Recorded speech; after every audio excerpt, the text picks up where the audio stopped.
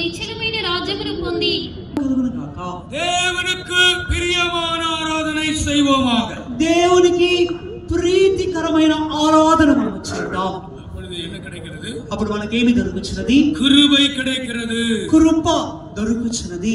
அங்கே கிருபை கிடைக்கிறது என்று சொல்லப்பட்டிருக்கிறது. కృప దొరుకును అని చెప్పబడినది. நீங்கள் தேவனை ஆராதிக்கும் பொழுது, మీరు దేవుని ఆరాధించుచున్నప్పుడు உங்களுக்கு கிருபை கிடைக்கும். మీకు కృప దొరుకును. நீங்கள் అసైవిల్లాத రాజ్యத்துக்குரியவர்களாய் మారుகிறீர்கள். మీరు నిశ్చలమైన రాజ్య సంబంధులుగా మారుచున్నారు. நீங்கள் உறுதியுள்ளவர்களாய் நீங்கள் మారుகிறீர்கள். మీరు స్థిరమైన వారుగా మారుచున్నారు. சோதனைகள் உங்களை அசைப்பதில்லை.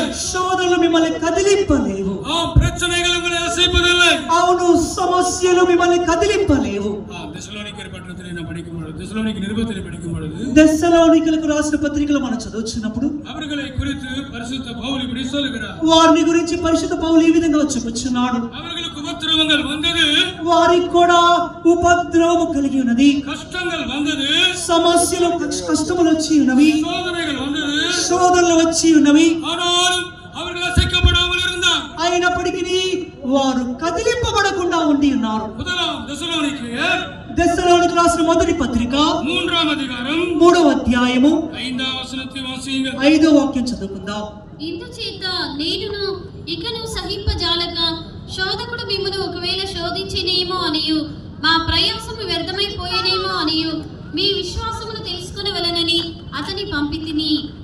ஆண்டவருடைய நாமத்திற்கு மகிமை உண்டாகட்டும். ప్రభు యొక్క నామమునకు మహిమ కలుగును గాక. இங்கே தெசலோனிக்கே பட்டணத்திலே நிருபம் எழுதுகிறார். ఇక్కడ దెస్సలోనికలు తన పత్రిక అతను రాయించున్నాడు. அவர்கள் உபத்திரவங்கள் வழியாய் போய் கொண்டிருந்தார். వారు ఉపద్రవములు శ్రమల గుండా వెళ్ళుచున్నారు. சோதனைக்காரன் என்று சொல்லுகிறார். శోధకుడు అని చెప్పుచున్నాడు. பிசாசுக்கு பல பேர்கள் இருக்கிறது. సాతానుకు పలు పేర్లున్నవి. அதிலே ஒரு பேர் தான் சோதனைக்காரன். అందులో ఒక పేరే వాడు శోధకుడు. இயேசுவையே அவன் சோதிக்கும்படியாய் வந்தான். యేసయ్యనే శోధించుటకై వాడు వచ్చి ఉన్నాడు. மத்தேயு சுவிசேஷம் 4వ அதிகாரம் మత్తయి సువార్త 4వ అధ్యాయం 3వ వచనத்தை వాసింగల్. 3వ వాక్యం చదువుకుందాం. ఆ శోధకుడు ఆయన యొద్దకు వచ్చి శోధకుడు ఆయన యొద్దకు వచ్చి నీవు దేవుని కుమారుడవైతే నీవు దేవుని కుమారుడవైతే ఈ రాళ్ళు రొట్టెలగునట్లు ఆజ్ఞాపించుమనెను. ஆண்டவருடைய நாமத்திற்கு மகிமை உண்டாகட்டும். ప్రభు యొక్క నామమునకు మహిమ కలుగును గాక. இயேசுவிடத்திலே பிசாசு வந்தான் என்று சொல்லவில்லை. యేసు యొద్దకు సాతాను వచ్చినని చెప్పలేదు. இயேசுவிடத்திலே சோதனைக்காரன் வந்தான் என்று சொல்லியிருக்கிறார். అయితే యేసు యొద్దకు శోధకుడు వచ్చినని చెప్పబడినది. பிசாசுடைய பெயர் தான் சோதனைக்காரன்.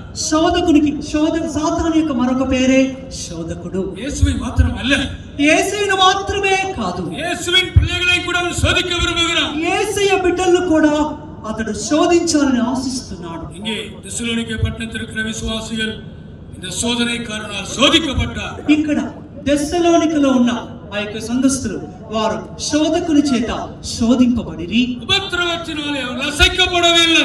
ఉపద్రవముల మధ్య వారు కదిలింపబడలేదు. நீங்கள் ஆராதிக்கும் போது அசைக்கப்படாத ஒரு அனுபவத்திற்கு நீங்கள் வருவீர்கள். మీరు ఆరాధించినప్పుడు కదిలింపబడని ఒక స్థితికి మీరు వచ్చుచున్నారు.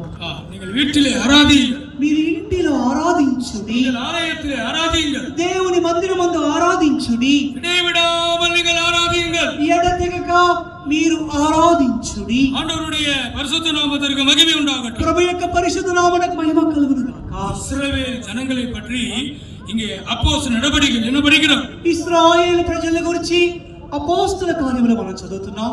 அப்போஸ்தலர் நடபடிகள் 26వ அதிகாரம், అపోస్తల కార్యములు 26వ అధ్యాయము, அப்போஸ்தலர் நடபடிகள் 26వ அதிகாரம் అపోస్తల కార్యములు 26వ అధ్యాయము 7వ వచనத்தை వాసిపోం. 7వ వాక్యం చదువుకుందాం.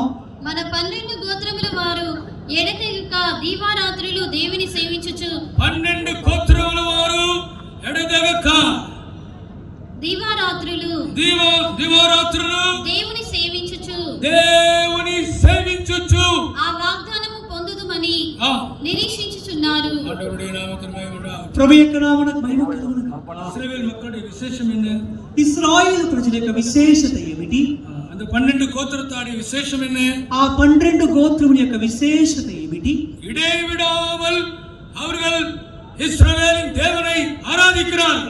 ఎడతెగక వారు ఇశ్రాయేలు దేవుణ్ణి ఆరాధిస్తూ ఉన్నారు. கர்த்தருடைய நாமத்திற்கு மகிமை உண்டாகட்டும். ప్రభు యొక్క నామమునకు మహిమ కలుగును గాక. நீங்கள் இடைவிடாமல் தேவனை ஆராதிக்கும் பொழுது கிருபை கிடைக்கிறது. మీరు ఎడతెక్క దేవుని ఆరాధిస్తూ ఉన్నప్పుడు మీకు కృప దొరుకుచు ఉన్నది. நீங்கள் சோதனையிலே அசைந்து விட மாட்டீர்கள். మీరు శోధనలో కదిలింపబడరు. ஓ, நீங்கள் உறுதியுள்ளவர்களாய் மாறுகிறீர்கள். మీరు స్థిరులుగా మారుచున్నారు. நீங்கள் ஜெயிக்கிறவர்களாய் மாறுகிறீர்கள். మీరు జయించు వారిగా మారుచున్నారు. ஆராதியுங்கள், சத்தானை ஜெயித்து விடுங்கள். ఆరాధించుడి, సాతాన్ని జయించుడి. ஆராதியுங்கள், சோதனைகளை ஜெயித்து விடுங்கள். ఆరాధించుడి, శోధనలను జయించుడి. ஆராதியுங்கள், சத்துருவை ஜெயித்து விடுங்கள். ఆరాధించుడి, శత్రువును జయించుడి.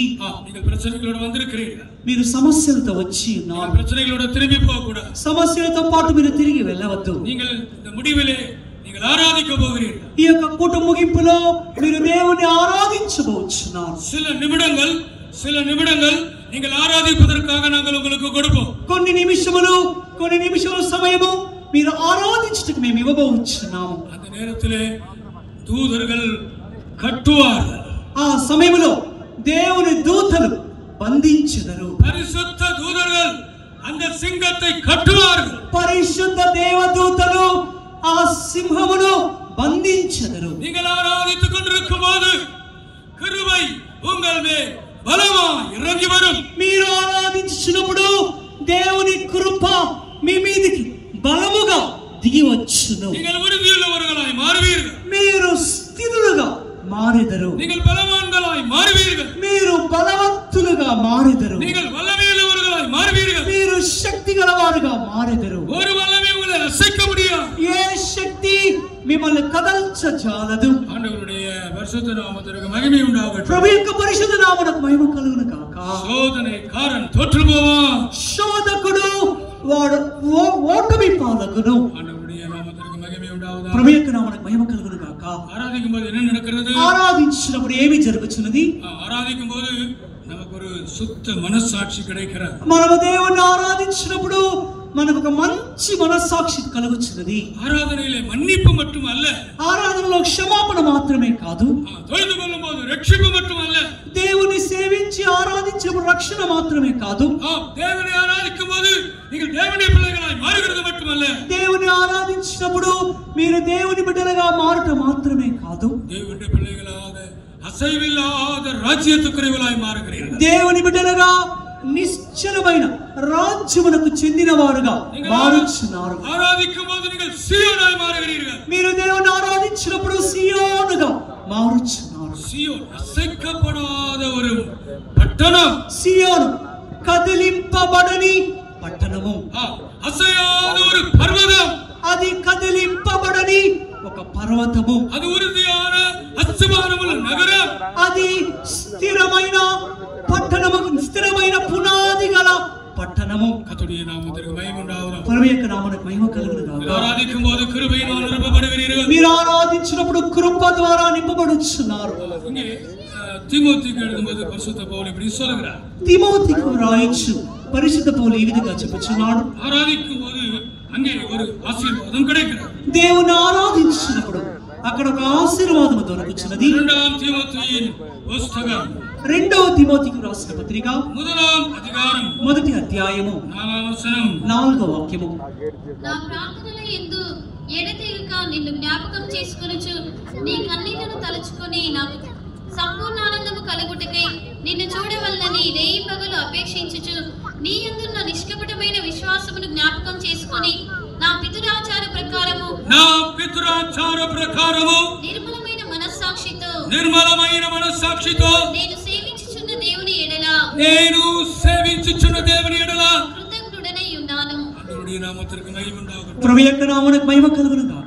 ஏன் ஆராதிக்க வர வேண்டும்? ఎందుకు మనం ఆరాధనకు రావాలి? ஏன் இங்க வந்திருக்கிறோம்? ఎందుకు ఇక్కడ వచ్చి ఉన్నాము? நம்ம ஆராதிக்கிற ஜனங்கள், మనము ఆరాధించుచున్న జనులము 12 గోత్రங்கள் మాత్రమల్ల, ఆ యొక్క 12 గోత్రములు మాత్రమే కాదు, அந்த இஸ்ரவேல் గోత్రங்கள் మాత్రమల్ల, ఆ ఇశ్రాయేలు గోత్రములు మాత్రమే కాదు, నమావిక్కుரிய ఇశ్రాయేలు, మనమందరము ఆత్మీయ ఇశ్రాయేలీలము, నమావిక్కుரிய యూదులు, మనము ఆత్మీయ యూదులము, ఆరాధిக்கிற జనங்கள், మనము దేవుని ఆరాధించు ஆண்டவருடைய நாமத்திற்கு மகிமை